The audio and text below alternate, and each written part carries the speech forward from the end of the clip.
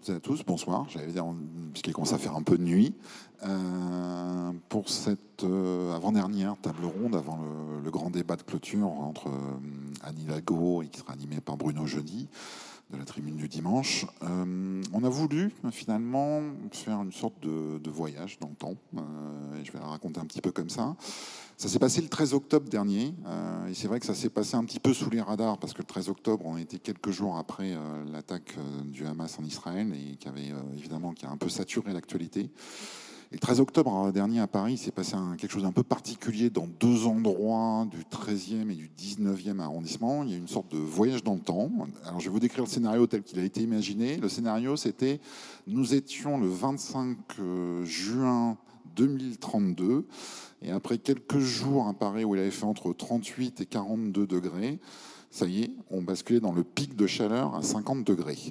Et deux exercices en conditions quasi réelles, sauf que la météo... Alors j'ai regardé la météo, il faisait 17 degrés au petit matin. Ça, c'était dans la vraie vie. Il y a eu quelques gouttes de pluie. Et c'était, je ne sais pas si vous en rappelez, c'était la dernière journée où il a fait très chaud à Paris, en fait. C'était la bascule. C'est-à-dire on est monté encore à 26-27. Et le lendemain, il y a eu le grand coup de froid. Et c'était le début de l'hiver. Ça, c'est pour vous replacer en contexte. Mais ce n'est pas exactement ce qu'ont vécu certaines personnes dans cette journée-là. Donc, dans le 13e et 19e arrondissement, dans deux zones, ce sont des écoles, des habitants, des résidents d'EHPAD, des opérateurs de réseau, des pompiers, la Croix-Rouge, la police, la préfecture de police, et ainsi de suite, qui ont joué, qui ont fait un exercice en temps réel en se disant qu'est-ce qui se passe quand il fait 50 degrés et plus. Donc on a la chance, avec nous ce soir, d'avoir des gens qui ont participé dans ce voyage dans le temps, qui ne donnent pas forcément envie, ça, on ne va pas se mentir. Alors je vais vous présenter déjà rapidement, on va partir sur la droite pour vous, Sarah Albi. Sarah Albi, vous pilotez, vous dirigez l'Académie du Climat. L'Académie du Climat, c'est une structure d'échange, d'information, d'interaction et d'action aussi pour les jeunes sur toute la thématique climat. J'essaye de le représenter comme ça, vous me corrigerez sûrement tout à l'heure, mais en tout cas, c'est un lieu qui bouillonne. Voilà. Moi j'ai retenu surtout cette image du bouillon. À côté de vous, c'est l'école Manin dans le 19e. Vous étiez directement en prise et vous avez fait partie de... Je perds mes fiches, mais c'est pas grave, je m'en rappelle parce que je connais l'histoire. Vous avez fait partie de cet exercice, Monsieur Huche, puisque votre école et une classe de CM2 a participé à cet exercice très clairement avec des élèves, et on va le voir au travers de quelques photos qui vont passer pendant qu'on parle sur ces exercices-là, des élèves qui ont notamment été amenés à faire cours dans des parkings. Lorraine Delay, vous êtes de la Croix-Rouge, je crois qu'on vous a identifié grâce à votre sweatshirt. Et vous aussi, vous avez participé, vous avez fait ce voyage temporel.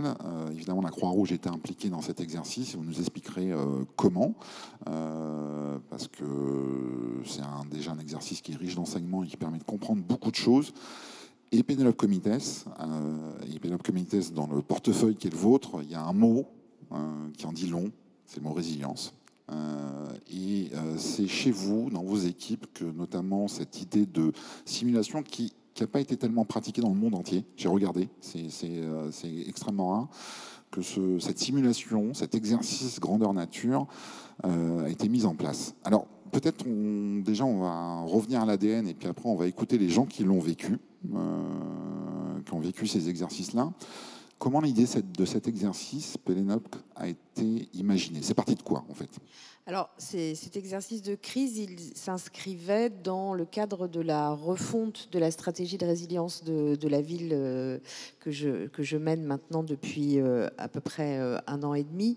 Il y a déjà eu une première stratégie de résilience à Paris en 2017. Donc, nous sommes en train de la réviser avec des thématiques assez diverses qui visent effectivement, le but, c'est d'essayer d'anticiper, de se projeter, de travailler avec les habitants et tous les partenaires pour imaginer toutes les sortes de crises qui pourraient arriver et imaginer des pistes d'action pour y remédier et se tenir prêt. Alors effectivement, cet exercice, il s'inscrit dans un item de la stratégie de résilience qui est celle des changements climatiques. On aurait pu faire un exercice sur les inondations, sur les phénomènes de ruissellement. On a choisi effectivement... Le scénario, 50 degrés. Le Voilà. scénario Paris 50 degrés. Et c'est vrai que vous avez raison, c'est un exercice qui s'est pratiquement jamais pratiqué dans aucune autre ville, que ce soit en France ou ailleurs. Alors les exercices de crise, on en fait, hein, y compris à la ville de Paris, de manière assez fréquente, parce qu'on a une salle de gestion de crise, on simule des inondations, on simule des crises, on simule des canicules. Mais là, ce que nous avons souhaité, c'est effectivement pouvoir le faire avec les habitants déjà, parce que on constate que la culture... la culture du risque et la culture des crises est quelque chose qui n'existe pas dans ce pays. Il y a eu un excellent article du Monde sur cette question dernièrement, et qu'il devient nécessaire aujourd'hui de travailler avec les habitants et de les former à la gestion de crise et à la culture de crise. Ça nous a permis aussi de pouvoir travailler de manière différente, c'est-à-dire que cet exercice de crise, on l'a pas préparé en 3 mois, on l'a préparé sur plus d'1 an, on l'a préparé avec des groupes de travail, aussi dans les écoles, avec les partenaires, avec l'EHPAD dans le 13e arrondissement. L'idée, c'était de mettre aussi autour d'une table tous les acteurs associatifs ou institutionnels qui potentiellement jouent un rôle réel en cas de crise, de manière aussi à voir quels étaient leurs niveaux de préparation en termes de crise et là en termes de canicule, et comment est-ce qu'on pouvait aussi fluidifier les relations, les rapports entre nous au moment des crises, et trouver de nouvelles pistes d'action qui nous permettent non seulement, qui vont nous permettre d'anticiper les crises de manière plus proactive, mais aussi, et ça c'est important, de faire participer, je le dis, les Parisiens. Dans les réunions qu'on a eues, par exemple, on avait des réflexions du style oui, mais enfin nous on n'est pas préparés, on ne sait même pas qu'est-ce qu'on devrait avoir comme kit de secours chez nous. Et ça nous a amené, par exemple, déjà à de lancer, par exemple, des formations avec la brigade des sapeurs-pompiers sur les gestes qui sauvent, de lancer des formations avec le CEPRI, qui est un organisme qui travaille sur les crues, de formation aux crues pour les Parisiens qui vont devenir référents pour les autres habitants.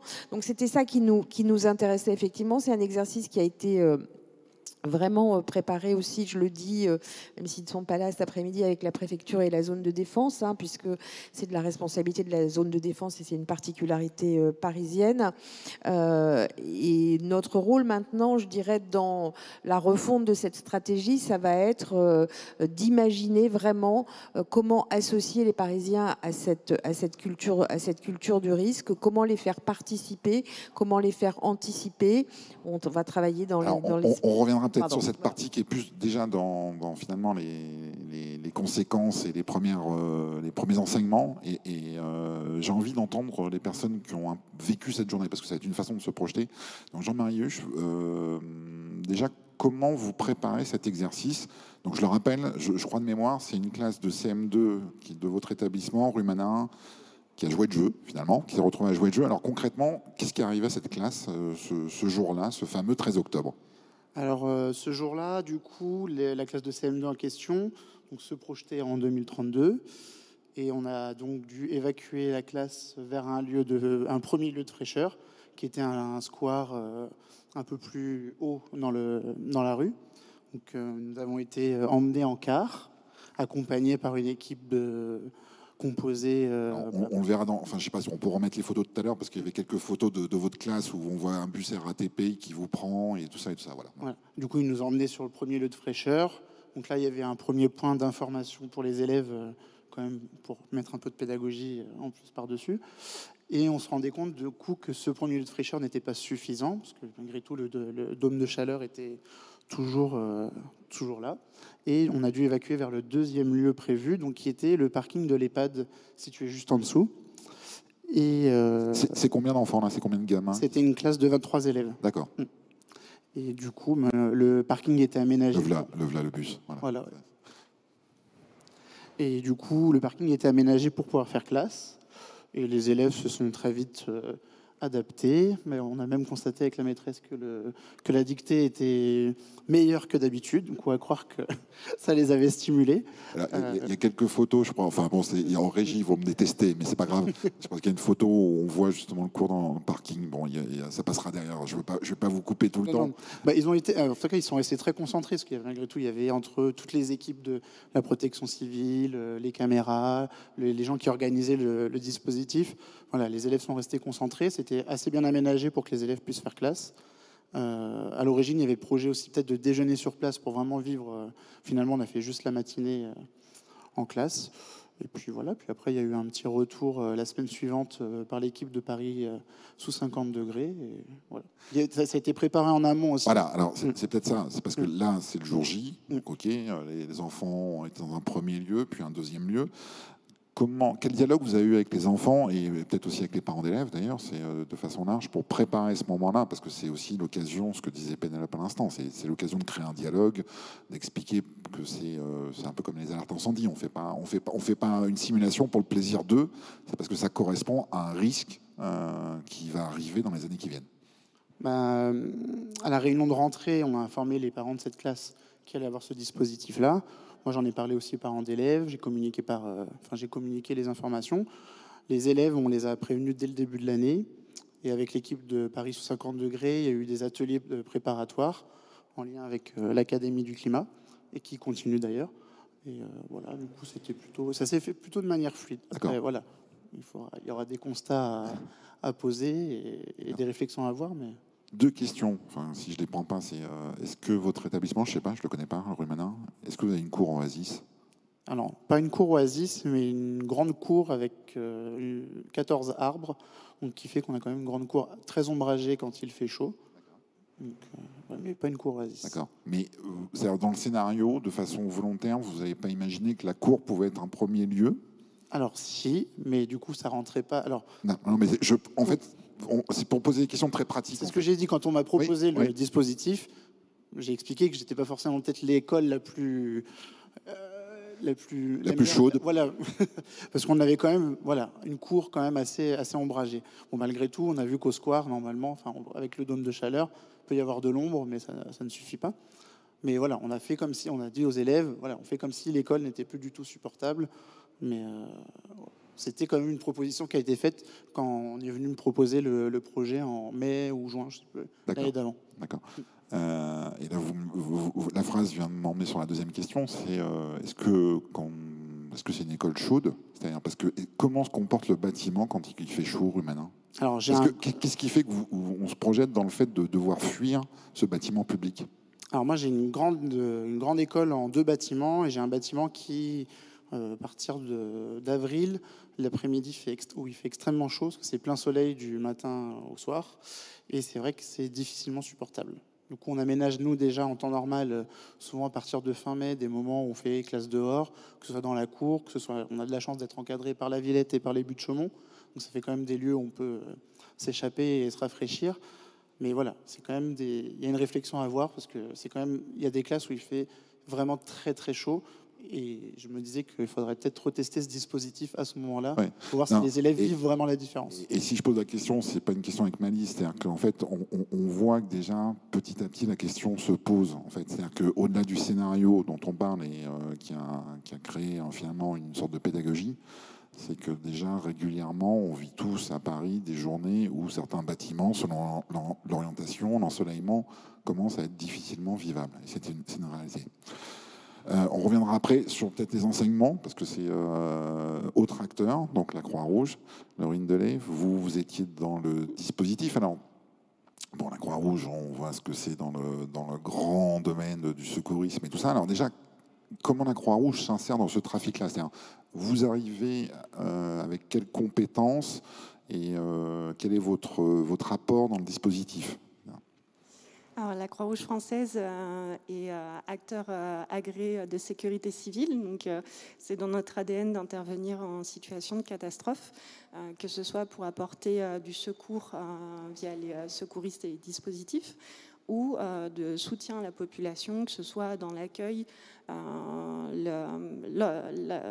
comment on appelle ça, on a également un agrément qui nous permet d'encadrer des citoyens pour que les citoyens eux-mêmes interviennent et portent un soutien à la population. D'accord. Concrètement, comment la Croix-Rouge a agi ce 13 octobre? C'est-à-dire qu'elle a été, vous avez fait monter des tentes, un centre de secours, vous avez assisté les écoles, les EHPAD, enfin voilà, expliquez-nous. Concrètement, nous, on est intervenu sur l'après-midi, donc dans le 13e arrondissement, sur l'exercice dans le tunnel, qui est du coup un niveau de fraîcheur. Alors, il y avait un scénario, je vais expliquer parce qu'on fait partie de ces gens qui ont un peu voyagé dans le temps. Donc, il y avait le scénario dit Manin, qui était le scénario EHPAD et parking. Et il y a eu... vous êtes passé à un moment, non? Vous n'êtes pas passé par l'EHPAD? Oui. Prenez le micro. Oui, enfin, le parking de l'EHPAD. C'était le parking de l'EHPAD d'en parler. Voilà. Et il y a eu le scénario 13e où les enfants ont fait cours dans l'ancien tunnel de la Petite Ceinture. Exactement. Pour se mettre au frais. Voilà. Exactement. Donc vous intervenez sur ce scénario de façon spécifique et l'EHPAD qui est juste à côté, qui est l'EHPAD Annie Girardot, de mémoire, était aussi impliqué dans cet exercice. Oui. Ok. Alors que fait la Croix-Rouge sur ce scénario-là? Sur ce scénario, du coup, on a mis un dispositif de secours pour encadrer... Voilà. Là, c'est les enfants dans la Petite Ceinture. Voilà. Et là, c'est la Croix-Rouge, d'ailleurs. À la fois la population, parce qu'il y avait également des adultes citoyens habitants du quartier et des enfants. Donc, je crois qu'il y avait une ou deux classes d'enfants. Dans le tunnel, avec un exercice de simulation. On a une photo, ils vont encore me détester en régie, mais on a vraiment une photo, je crois, on voit le tunnel. À l'intérieur. Ouais. Enfin, allez-y. Donc là-dessus, vous aidez les gamins, finalement, vous les encadrez. Qu'est-ce que vous simulez dans le fait qu'il y ait des malaises, le fait que ça soit compliqué? Exactement. On a simulé la possibilité d'avoir pour le coup, c'était une simulation d'intoxication au monoxyde de carbone, en tout cas suspicion. Suspicion qui a déclenché du coup tout un niveau de réponse avec la BSPP qui du coup se rend sur place et lève le doute sur la suspicion au monoxyde de carbone. Donc voilà les enfants qui font cours dans le tunnel de la Petite Ceinture. Donc on est en 2032, il fait 50 degrés à Paris et les bâtiments d'école sont tellement chauds qu'on est obligé de mettre les enfants dans un tunnel. Voilà. Non, mais en fait, c'est pas un scénario où on parle dans 30 ans, puisque c'est un scénario à moins de 10 ans, en fait. Voilà. Question, quand il fait chaud, on a besoin d'eau. C'est un facteur que vous avez pris en compte dans cet exercice, c'est-à-dire l'accès à l'eau. Et quelle question ça pose, l'accès à l'eau, dans une ville comme Paris? Je laisserai la ville de Paris répondre mais vous, dans votre partie secours, en tout cas. En tout cas, nous, ce qui est important, c'est d'avoir des zones où il y a une accessibilité à l'eau, ce qui était le cas, du coup, près du tunnel, puisqu'il y a les fontaines au sein des parcs de la ville de Paris qui permettent cette accessibilité. Vu que c'est quand même le grand conseil en cas de forte chaleur, et notamment d'un dôme de chaleur, de s'hydrater, c'est vraiment faire attention que à la fois les enfants qui sont quand même moins avenants en tout cas pour y prêter attention, et également les personnes âgées de veiller à ce qu'ils s'hydratent bien tout au long de la journée, même si on est dans un espace réfléchi. D'accord. Pénélope Comides, sur l'eau, et d'ailleurs, question plus large, parce que je l'ai cité en préambule, il y avait les opérateurs réseau qui étaient associés, parce que ça veut dire que quand il fait chaud aussi, se pose la question également des télécommunications, de l'électricité. En fait, comment les installations qui ont été pensées et installées réagissent à des dômes de chaleur de 50 degrés et plus? Alors, c'est les grandes questions qu'on s'est posées, notamment dans les groupes de travail sur la refonte de la stratégie de résilience. Ce qui ressort aujourd'hui de ces groupes de travail, notamment des opérateurs de réseau, que ce soit Enedis, les opérateurs de télécommunications, et puis quelque part, globalement aussi, tous les acteurs comme la Croix-Rouge, etc., c'est que beaucoup nous disent que, en fait, à ce stade, ils pensent que les infrastructures tiennent. La vraie problématique pour tous les opérateurs amenés à agir dans des temps de crise, comme par exemple des temps de canicule, pour eux, aujourd'hui, c'est 2 grands problèmes. C'est effectivement le fait que leur personnel, leurs agents arriver sur le lieu des crises, notamment pour des raisons de transport. Voilà. Et puis, la deuxième chose, c'est de se dire que l'individu, même s'il n'est pas en situation de fragilité, supportera vraisemblablement moins bien ces phases de grande chaleur et ces inquiétudes qui sont que ce sera peut-être difficile d'avoir autant de personnel que nécessaire, autant d'agents que nécessaire sur les sites de crise. Donc il y a vraiment une question de ressources humaines derrière ces crises, que ce soit pour tous les acteurs. Quand on vous entend, Pénélope, enfin, c'est évident, on a envie de faire le comparable avec ce qu'on a vécu il y a 2 ou 3 ans, c'est-à-dire le Covid. Et il est évident, et Laurine Delay, quand on a préparé, vous avez dit, en fait, ce qu'on a dû intégrer dans nos scénarios, c'est le fait qu'il n'est pas certain que dans nos propres équipes, tout le monde soit disponible. Pourquoi ? Parce que s'il fait 50 degrés, on peut avoir un parent malade à domicile, les transports qui se dégradent parce que quand il fait très chaud, les caténaires des RER et ainsi de suite. Enfin voilà, c'est-à-dire qu'en fait, on est dans quelque chose où c'est pas juste on se met à l'ombre, c'est que la ville peut tourner au ralenti, y compris les services de secours. C'est très clairement le scénario sur lequel vous avez travaillé. Enfin, c'est effectivement le scénario sur lequel on a travaillé, mais c'est surtout ce que nous disent aujourd'hui tous ceux potentiellement avec qui on travaille et qui interviennent de manière quotidienne sur un territoire, qui est effectivement, en cas de dôme de chaleur, la préoccupation à ce jour la plus importante est celle effectivement de la gestion des agents et du personnel pour faire face à la crise, réparer des caténaires, arriver sur site, parce que voilà, le corps humain sera dans un état où ce sera plus difficile. Donc c'est des choses sur lesquelles on doit anticiper. C'est-à-dire que ça fait partie des pistes de travail sur lesquelles il faut qu'on arrive à trouver des solutions. Et je rappelle la date que vous avez choisie pour cette simulation, c'est-à-dire en juin 2032, et pas un hasard, parce qu'on le disait ce matin, les projections de l'Agence parisienne du climat, c'est que d'ici 2030, donc moins de 7 ans, on a entre 30 et 35 jours de canicule et de nuit tropicale à Paris entre les mois de mai et d'octobre. Voilà, donc en fait c'est ça. On est sur cette projection et il s'agit de commencer à s'entraîner. Alors là, on n'a pas ce scénario, il a été fait. On a demandé au GREC francilien, qui est l'équivalent du GIEC au niveau mondial, de travailler sur ce scénario. Ce qu'ils nous disent aujourd'hui, c'est qu'en termes de projection, ce fameux dôme de chaleur à 50 degrés, ils l'imaginent pour eux à ce stade, à cet instant T, plutôt après 2050. Mais en même temps, ils vous disent Vancouver, qui est une ville où il fait globalement de manière assez classique 35 degrés, ils se sont tapés un dôme de chaleur absolument pas prévu. Et donc ils ont été obligés, et très long, et ils ont été obligés de refaire tourner leur modèle en se disant il y a un truc qui nous a échappé. Donc ils nous disent mais voilà, en même temps, on le prévoit plutôt à l'échéance 2050, mais en même temps, ça peut arriver avant. C'est la raison pour laquelle il faut effectivement qu'on anticipe les... Voilà. Alors, on va passer maintenant sur l'après-simulation, et puis on va en discuter évidemment avec Sarah Albi sur l'Académie Climat, parce que c'est tout le rôle aussi de l'Académie Climat. Quel bilan, Jean-Marius, vous tirez de cette opération, j'allais dire, à la fois en tant que chef d'établissement, et puis aussi la casquette citoyenne, parce que sur un dossier, il fait 50 degrés pour tout le monde, en fait, quand il fait 50 degrés.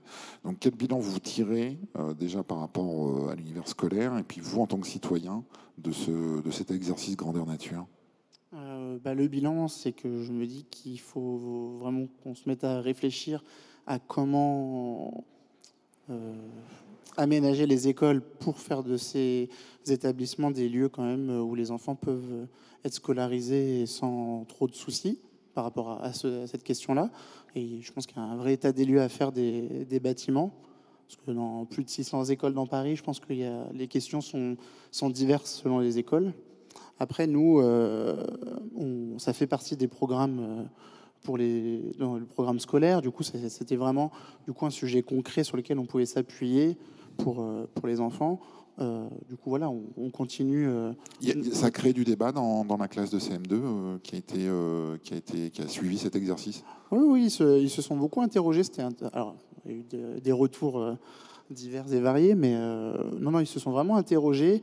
Là, ils ont eu leur premier module avec l'Académie du climat la semaine dernière, le deuxième la semaine prochaine.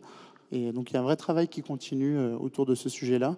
Et du coup, ils en discutent beaucoup. C'est avec l'autre classe de CM2 qui était un peu jalouse de ne pas avoir pu participer. De ne pas avoir connu la chaleur, ok. Ils font quoi dans ces modules, très concrètement? Alors, j'ai pas pu y assister parce que j'étais en réunion, mais il y a toute une première approche autour du climat, du réchauffement climatique. Et là, il y a tout un travail autour des stations météo qui va se faire. Alors, d'ailleurs, elle ne fonctionne pas. C'est l'occasion de faire passer un message. Du coup, mercredi, ils vont devoir s'adapter. D'accord. Mais voilà, il y a tout un travail là-dessus. Et en plus, on est tout un réseau d'écoles. On a un REP+, donc un réseau de 6 écoles et un collège. Et on vient d'être labellisé développement durable. Donc, c'est vraiment une question qui concerne tous les établissements du secteur. Ok.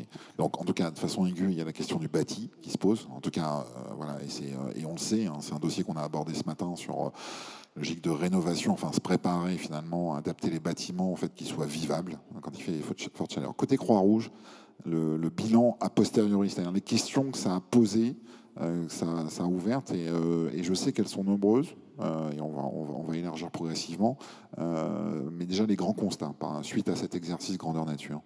Le grand constat, c'est vraiment adapter en tout cas à l'engagement, nous, des bénévoles, pour aussi tenir dans le temps, protéger les bénévoles et permettre l'action au mieux auprès des citoyens. C'était un vrai enjeu aussi pour nous, travailler avec différents acteurs. Il y a des acteurs avec lesquels on a beaucoup l'habitude de travailler. Lesquels? Enfin, la BSPP. D'accord, les pompiers, je traduis. Les pompiers, voilà. Pardon. La ville de Paris, mais là, il y avait aussi du coup des directeurs d'école. Il y avait EDF également. C'est des acteurs avec lesquels on ne côtoie pas au quotidien non plus. Et toute une organisation de dispositifs qui, là, est majoritairement piloté par la ville. Nous, on est plutôt à l'habitude de travailler avec la préfecture sur des situations de catastrophe. Donc, c'était très enrichissant pour nous. Et c'est surtout, ça nous permet d'anticiper, de nous préparer et être prêts pour demain. Grande question pour la Croix-Rouge de façon spécifique. Est-ce que vous avez le sentiment qu'on est armé? C'est-à-dire dans le sens où est-ce que vous attendez de la part encore des collectivités, mais aussi peut-être de l'État, qu'il y ait des définitions d'un cadre plus global dans lequel on doit s'organiser, et notamment les services de secours par rapport à les fortes chaleurs? Est-ce que ce cadre existe ou il faut le construire aujourd'hui? En soi, ça existe. Il y a différents plans existants, canicules, etc. La difficulté, c'est qu'on parle ici de crise et de catastrophe. C'est difficilement toujours anticipable. Et c'est là où on dépasse un petit peu le cadre de ces plans. Et c'est notre capacité plutôt d'adaptation et de travailler ensemble, d'où la préparation avec des exercices qui nous permettent aujourd'hui de répondre correctement et efficacement. Maintenant, c'est vraiment un enjeu pour tout le monde et tout le monde y participe et contribue à cela. Alors, il y a l'enseignement suprême. Enfin, moi, je le trouve de cette journée, et c'est là où on va élargir, notamment pour pouvoir enfin donner le micro à Sarah Albi, j'en suis désolé. Non, mais il n'y a pas de raison. C'est que, et c'est très sincèrement, quand on prend le sujet, je sais que la restitution n'est pas encore portée, hein, et on va pas rentrer dans les données techniques.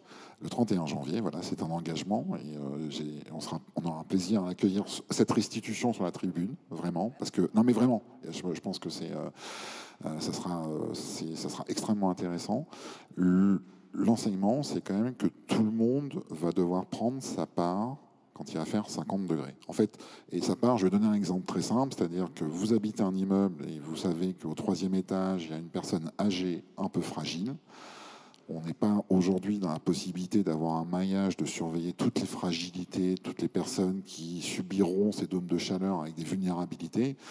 Et là, il y a toute une éducation, toute une pédagogie, presque, j'allais dire, comment Paris peut devenir plein de petits villages pour que chacun veille sur l'autre. Est-ce que ça, c'est quelque chose qui vous a sauté aux yeux en organisant, en vivant cet exercice ou en accompagnant comme Sarah la nouvelle génération sur la problématique du climat? Je vous pose la question après Sarah, mais vous, est-ce que vous avez conscience aujourd'hui que ça va être toute une chaîne citoyenne qu'il faut mettre en œuvre? Je vous vois hocher de la tête, mais pas pour moi, dites-le à la salle. Oui, oui, enfin, on a bien vu là que de toute façon, ça a pu fonctionner seulement grâce à la participation de plusieurs parties, des partenaires, je veux dire, pardon. Et parce que sinon, enfin, par exemple, juste l'école, ça n'aurait pas été possible. Ouais. Là, l'intervention de tout le monde a permis à ce que ça fonctionne très bien, que ce soit assez fluide. Oui, mais il y a combien d'écoles dans votre rue maintenant? Dans ma rue, Ouais. il y a 3 écoles. Ok. Oui. Là, c'était une classe de CM2. On a vu les photos. Il y a un bus de la RATP. Il y a des secouristes de la Croix-Rouge. Il y a beaucoup de gens. Le jour où les 3 écoles, je ne sais pas combien ça fait de classes. Vas-y, 32 classes. Et c'est juste un quartier dans Paris au sein d'un arrondissement. Le jour où ça devient une question industrielle, c'est plus la même équation. Ah bah, dans un rayon de 300 mètres, il y a une soixantaine de classes, on va dire. Okay, J'ai voilà. 3 autres écoles autour. Okay. Et oui, c'est ce qu'on a dit au moment du rétex avec les élèves et avec l'équipe de Paris sous 50 degrés. C'est que, par exemple, là, il n'aurait pas été possible d'accueillir dans l'EHPAD rien que maîtresse classe. C'était pas possible. Okay. Du coup, voilà. D'accord. Ça veut dire, par exemple, que peut-être vous auriez besoin, le jour où ça se passe vraiment, des parents d'élèves et ainsi de suite. Enfin, voilà, c'est toute une collaboration à imaginer.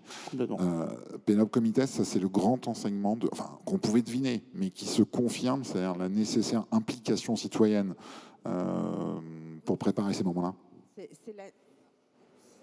C'est la nécessaire implication citoyenne. Je dirais qu'un des thèmes de la stratégie de refonte de la résilience, c'est les solidarités de proximité, parce qu'on est persuadé, effectivement, aujourd'hui, on l'a vu notamment pendant le Covid, que les choses se seraient peut-être passées encore plus mal s'il n'y avait pas eu déjà ces chaînes de solidarité qui, comme vous le dites, doivent vraisemblablement se faire à l'échelle la plus micro possible. On travaille là sur ce qu'on appelle des quartiers résilients. On va travailler dans le 17, 18, 19, 20 pour faire une expérimentation avec les habitants pour voir est-ce que la bonne échelle, c'est le quartier, l'îlot, l'immeuble, ou l'îlot, le pâté de maison, ou l'immeuble même, où justement on a une connaissance beaucoup plus fine de ce qui se passe à l'intérieur de l'immeuble et qu'on puisse mettre en place partout dans Paris des mécanismes de solidarité qui fait qu'on passe les crises. Mais avec quel relais? C'est comment vous allez travailler sur ce maillage qui doit être très fin quand même? Alors le maillage, on va le travailler avec les habitants, on va le travailler avec, je dirais, le maximum d'intervenants, hein, que ce soit les services de la ville, la protection civile, les volontaires de Paris qui avaient été lancés pendant l'ancienne stratégie de résilience, à qui on va travailler là, la semaine prochaine, avec qui on veut proposer d'autres missions et attendre d'eux qu'ils nous proposent aussi d'autres missions. On travaille beaucoup aussi avec la brigade des sapeurs-pompiers. Donc c'est ce qu'on est en train de mettre en place, c'est-à-dire se projeter. La stratégie de résilience, elle va définir thématique par thématique. On en a 14, des actions extrêmement précises à mettre en place sur les solidarités de proximité. Ça peut être les bailleurs doivent faire ça, les conseils de quartier doivent faire ça, à l'échelle de l'immeuble, il faut mettre ça en place, etc. C'est vraiment ça qu'on est en train de développer. D'accord. Tout à l'heure, je faisais comparable, il est valable et pas valable en même temps, mais sur les alertes incendie, les simulations d'incendie, où dans les entreprises, certains salariés ont des rôles par rapport à une évacuation d'un bâtiment et tout ça. Est-ce qu'on peut imaginer demain que des citoyens ont des rôles particuliers dans un dispositif comme ça? Ou ça peut aller jusqu'à là? Oui, vraisemblablement. Hein, vous prenez des exemples, par exemple, à la brigade des sapeurs-pompiers. Aujourd'hui, quand vous faites des formations aux gestes de premier secours, vous pouvez devenir ce qu'on appelle un bon samaritain. Le bon samaritain, c'est celui qui, quand les pompiers sont appelés, par exemple, sur un arrêt cardiaque, est en capacité de trouver le défibrillateur qui est à 50 mètres et en attendant les pompiers de faire les premiers gestes où les pompiers vous disent généralement si on intervient dans les 5 premières minutes, on a X% de chances de plus de... Et oui, je crois qu'il faut effectivement il faudra confier aux habitants des rôles particuliers et on essaie de chercher là justement la bonne échelle. D'accord. Alors, il y a, en termes de sensibilisation sur le fait qu'il va falloir se mobiliser, il y a un lieu très sympa, j'allais dire, mais aussi un lieu important qui est l'Académie du climat, qui s'adresse à la nouvelle génération, mais c'est aussi une culture qui va avec. Peut-être déjà raconter ce qui se passe à l'Académie du climat et après voir. Non, mais c'est important parce que je ne pense pas que forcément tout le monde se projette dedans. Et après, justement, votre regard en étant au contact d'une nouvelle génération sur est-ce que cette culture d'être actif, c'est quelque chose qui est en train d'apparaître au sein de la nouvelle génération, le fait de se mobiliser par rapport à des situations de crise, se mobiliser sur la décarbonation, oui, mais se mobiliser dans l'adaptation par rapport au réchauffement, c'est encore un autre dossier. Sarah Albi. Bonjour. Oui, je vais repartir de l'exercice, parce qu'en fait, la ville, c'est une équipe. Donc, on a chacun notre part dans ce type d'exercice.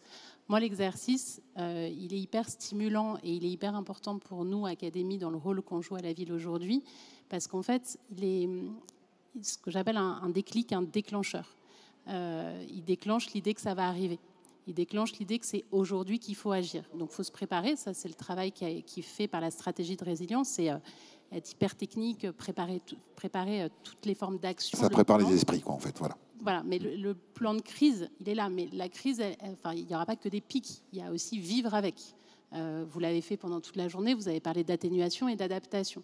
Et nous, notre rôle Académie, c'est d'accompagner les changements de comportement aujourd'hui. Il y a évidemment le sujet de la mobilisation, mais j'ai envie de dire, c'est comme sur tous les gens qui meurent de faim en ce moment, de froid dans la rue. Enfin, il faut se mobiliser sur tout. Mais par contre, on doit accélérer. On a vu le sondage avec quand même quelques contradictions tout à l'heure. Tout à fait. Ouais. Voilà. Et le rôle de l'Académie, c'est pour ça que je rentre par là, c'est de profiter de ce type d'événement pour aller récupérer, j'ai envie de dire presque, les gens qui ont eu des clics, mais au sens noble, voilà, c'est de ne pas laisser tout seuls les enfants là qui ont fait un superbe exercice, qui sont aussi amusés dans le tunnel, hein, mais c'est aussi de les prendre maintenant pour être de plus en plus nombreux à changer de comportement et à accélérer notre mobilisation. Le nombre de freins à plein de niveaux, je ne raconterai pas mes journées de ces derniers temps, mais le nombre de freins qu'on identifie, ils sont partout. Et donc pour ça, nous, notre rôle à l'Académie, c'est justement de non seulement déclencher, mais d'accompagner les changements de comportement. Et pour ça, on est accompagné par les jeunes.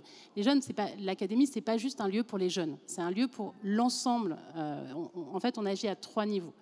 On est d'abord un lieu, évidemment, de formation, d'accompagnement, de sensibilisation. On est déjà à 30 000 enfants sensibilisés. On accompagne des dispositifs de la ville de Paris pour venir en renfort avec ces ateliers de sensibilisation. Ils ont fait, donc, effectivement, pas mal d'ateliers d'abord de sensibilisation. Ils vont faire des ateliers cuisine pour parler alimentation. Ils vont faire des ateliers, effectivement, avec la station météo pour essayer de comprendre la différence entre météo et climat. Mais j'étais avec Minuit 12 tout à l'heure. Ils vont aussi danser. Ils vont aussi utiliser la culture pour exprimer aussi le rapport à la nature, à la biodiversité. En fait, à l'Académie, sur la partie formation, sur les enfants, sur les 9-25 ans, parce que maintenant on a les universités qui viennent aussi nous chercher, on vit la transformation, on vit la bifurcation, parce qu'on va jusqu'à la bifurcation, et on vit et on accompagne ce changement de lunettes et ce changement de comportement. Après, on a un lieu... Je voudrais 2 secondes, parce que vous avez donné... Je rattrape. Non, c'est pas ça. C'est pas, juste, il y a un mot, vous avez employé, c'est un mot frein. Peut-être être concret. Quels sont ces freins? Parce que les freins, c'est des freins hyper humains.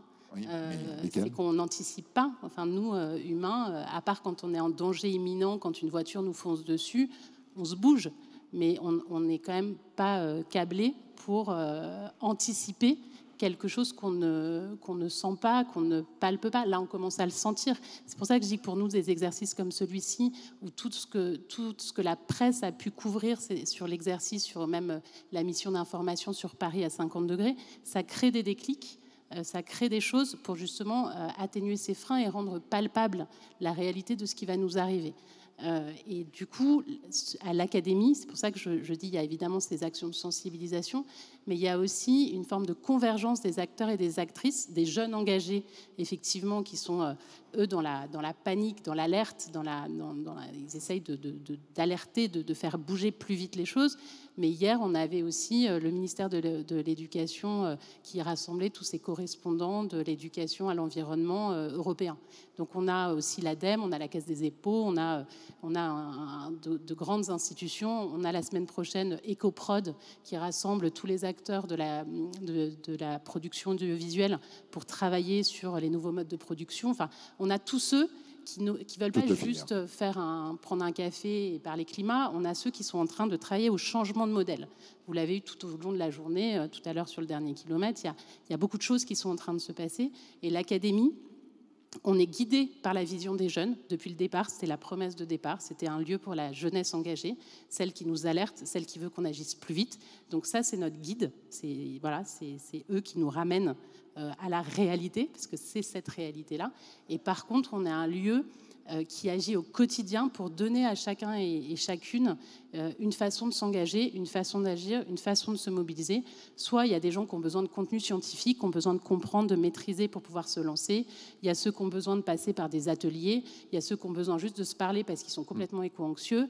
Et il y a ceux qui travaillent, comme typiquement sur le plan résilience, à justement les solutions et les accélérations pour justement passer au-delà des freins et amener tout le monde vers la solution et la construire pour que quand les gens seront prêts, on bascule beaucoup plus vite. D'accord.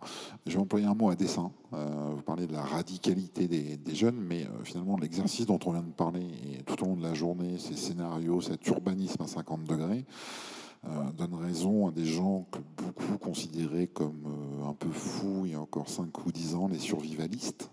Et on se retrouve à passer des photos d'enfants qui font cours dans un tunnel.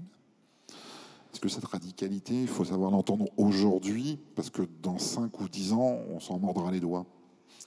Ou il faut apprendre aussi à ce qu'elle cohabite avec des logiques de marché, des logiques politiques? En tout cas, on a besoin de cette radicalité pour ne pas faire des petits pas. Là, on a besoin que... C'est un moteur. C'est comme sur le féminisme. On a besoin aussi de féministes radicales pour nous rappeler tous les jours qu'on n'a pas réglé un certain nombre de problèmes. Et on a besoin de cette radicalité qui n'est pas que dans la jeunesse. En fait, moi, ce que j'ai découvert en 2 ans, c'est que cette radicalité, si vous regardez bien les mouvements dits radicaux, il y a aussi des gens qui sont dans la cause depuis des décennies, qui nous ont alertés et qui étaient les survivalistes de l'époque, qu'on prenait pour des dingues à l'époque, mais qui aujourd'hui, en fait, sont aussi, on voit leur rang se renforcer parce qu'eux, ils alertent depuis 30 ans, et Pénélope les connaît bien. Et voilà. Et aujourd'hui, c'est plus les dingues, c'est plus eux les dingues, c'est ceux qui continuent à faire comme si ça n'allait pas arriver. Donc cette radicalité, elle est incarnée aujourd'hui par la jeunesse, mais nous, en fait, demain, par exemple, j'ai rendez-vous avec trois associations qui organisent des cycles de conférences. C'est des femmes de plus de 50 ans. Je peux nommer Agnès Sinaï, par exemple. Elles sont ultra radicales.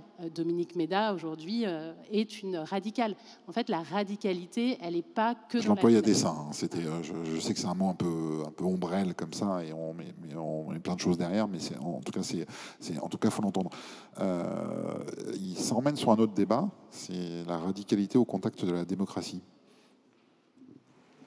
Quand même. Non, oui. Non, mais allons jusqu'au bout. C'est-à-dire, finalement, cette radicalité qui est peut-être nécessaire, comment elle se met au contact du processus démocratique? Ce que j'ai répondu le jour où on m'a demandé pourquoi Dernière Rénovation était à l'Académie du Climat, c'était au moment où Sacha est monté sur le Panthéon, un drapeau à la main. Et j'ai dit, vous savez, ces jeunes, ils demandent un amendement budgétaire pour que la rénovation des bâtiments passe dans les priorités du gouvernement. En fait, ils en appellent à nos institutions, parce qu'ils y croient encore, pour qu'on puisse aller plus vite et plus fort. Et si on ne les écoute pas, effectivement, à un moment, ça peut basculer. Mais comme sur tout sujet, hein, donc en fait, le rapport à la démocratie, il est sur tous les sujets, il est un peu là, et surtout en ce moment, et je ne reprendrai pas aujourd'hui ce débat-là, je pense que ce n'est pas le sujet, mais ce rapport à la démocratie, c'est le rapport de confiance en nos institutions. Et si la ville de Paris s'active autant à tous les niveaux, au niveau politique, au niveau des services, au niveau des plans, de la cohérence de ce qu'elle fabrique, la maire de Paris en parlait ce matin dans son introduction, ce qui paraissait aussi un truc un peu dingue, les cours Oasis. Moi, je me souviens, il y a 5 ans, fermer les rues pour les enfants, c'était des dingueries, pour utiliser un terme à la mode. Ouais. Aujourd'hui, on en parle à tous les niveaux. Donc en fait, la démocratie, la préservation de la démocratie, je ne rentrerai pas sur le sujet du média, c'est aussi d'entendre, c'est pas forcément de faire des assemblées participatives en voiture, voilà, hein, on sait faire. C'est par contre mettre ces alertes, ces niveaux d'alerte au bon niveau. Et l'académie, c'est une passerelle entre le monde qui fait le monde de la ville de Paris, parce que moi je travaille au quotidien, je suis agente de la ville de Paris, donc je travaille au quotidien avec les services. J'ai la même action au niveau des 5, enfin peut-être pas les 55 000, mais des directions, pour justement changer les pratiques, changer les cultures, aller plus vite. Mais c'est aussi une interface pour raconter aux acteurs et aux actrices du climat qu'il y en a qui se bougent aussi à certains endroits. Et je ne parle pas des politiques, je parle là des agents de la ville. Et que quand on a construit le plan climat, ou là, quand on travaille sur le plan de résilience, on ne les met pas en posture de dire « il n'y a qu'à Faucon ». On les amène à contribuer réellement. Je pense au plan climat qui a été rédigé. Il y a des vraies contributions, il y a des vraies pensées. Quand on prépare la COP, quand on prépare les agents de la ville à partir à la COP, on reçoit ces jeunes qui sont aussi à la COP pour entendre, et c'est ça les leviers de la démocratie. C'est pas juste de consulter, c'est d'intégrer d'une manière ou d'une autre cette pensée à notre façon de fabriquer la ville. Et on parlait ce matin avec Emmanuel Grégoire du PLU bioclimatique, qui est un exemple très très concret de comment l'urbanisme doit se préparer. Pour conclure, Pénélope Comitès, donc vous disiez que la restitution est prévue pour fin janvier sur l'exercice auquel a participé Lorraine, Jean-Marie et puis plein d'autres gens finalement. Au-delà de cette restitution qu'on suivra avec attention, c'est quoi les prochaines étapes sur lesquelles vous allez vous mobiliser sur cette logique de résilience, d'adaptation, enfin bon. Alors, les prochaines étapes, c'est effectivement sur l'exercice de crise, ce qu'on appelle un rétex qui sera public, parce qu'on a fait l'exercice de crise in situ le 13 octobre, mais on a eu aussi un exercice de crise 3 jours après, qui était un exercice de crise sur table pour envisager ce scénario de 50 degrés sur la totalité de Paris. Les prochaines étapes, c'est effectivement de travailler sur d'identifier avec tout, je dirais, le matériel qu'on a depuis maintenant presque 1 an et demi en termes d'études. On attend encore des études, notamment de l'Office des migrations sur les questions de l'accueil des réfugiés climatiques. On attend des études sur les phénomènes de sécheresse et de ruissellement. C'est effectivement, notamment aussi avec des institutions, comme disait Sarah, avec le Conseil parisien de la jeunesse, avec qui on a travaillé pour qu'il puisse émettre des idées sur ce plan de résilience. C'est effectivement sur nos 14 thématiques qui vont aussi bien des phénomènes climatiques à la résilience alimentaire, aux cyberattaques, aux solidarités de proximité, thématique par thématique, définir des actions qui vont être mises en place dès juin 2024 et qui se connectent bien évidemment avec des plans comme le plan climat. Quand dans le plan climat, on dit on va créer des lieux refuges pour les personnes en difficulté pour des grandes canicules. C'est ce qu'on a testé quelque part dans cet exercice de crise. Et la question qui se pose, c'est est-ce que potentiellement, il ne faut pas, de manière systématique, par exemple, avoir des lieux refuges qui pourraient être des premiers étages de parking, qui pourraient être des lieux comme les petites ceintures, pour mettre à l'abri, même si en parallèle, et c'est ce que disait Sarah, on est une collectivité qui faisons et qui adaptons la ville. Et vous parliez tout à l'heure, et je terminerai là-dessus, monsieur, sur la nécessité de l'isolation et de la rénovation du bâti des écoles. C'est effectivement une des priorités du plan climat, qui est d'isoler, de rénover les écoles et de rénover et d'isoler les crèches, parce qu'en même temps qu'on veut protéger et adapter aux crises potentielles, on agit pour adapter et quelque part se prémunir et faire que ces crises, elles soient le moins impactantes possible pour la population. Et d'ailleurs, on n'a pas eu le temps malheureusement d'aborder le point, mais dans la simulation, il y avait un point particulier sur les personnes sans abri, qui de la même manière que quand il y a des plans grand froid, en fait, quand il y a des plans grande chaleur... Des plans grand chaud. Oui, non, mais sont particulièrement exposés. Y aura-t-il d'autres exercices ? Alors... oui, je pense qu'on va en faire d'autres, pas forcément sur la même thématique, mais il y a des thématiques qui ressortent, notamment sur les phénomènes de ruissellement, sur des questions de qu'est-ce qui se passe si demain matin on se réveille et il n'y a plus de télécommunications, il n'y a plus de téléphone, il n'y a plus Internet, etc. Qu'est-ce qu'on fait ? Comment la population réagit et comment on le prépare ? Ça fait partie de la résilience aussi. Chouette. Merci à vous, merci de ce rendu et merci de l'avoir partagé avec nous. La suite du programme avec Anne Hidalgo et l'entretien mené par Bruno Jeudi, directeur délégué de la rédaction de la Tribune du Dimanche.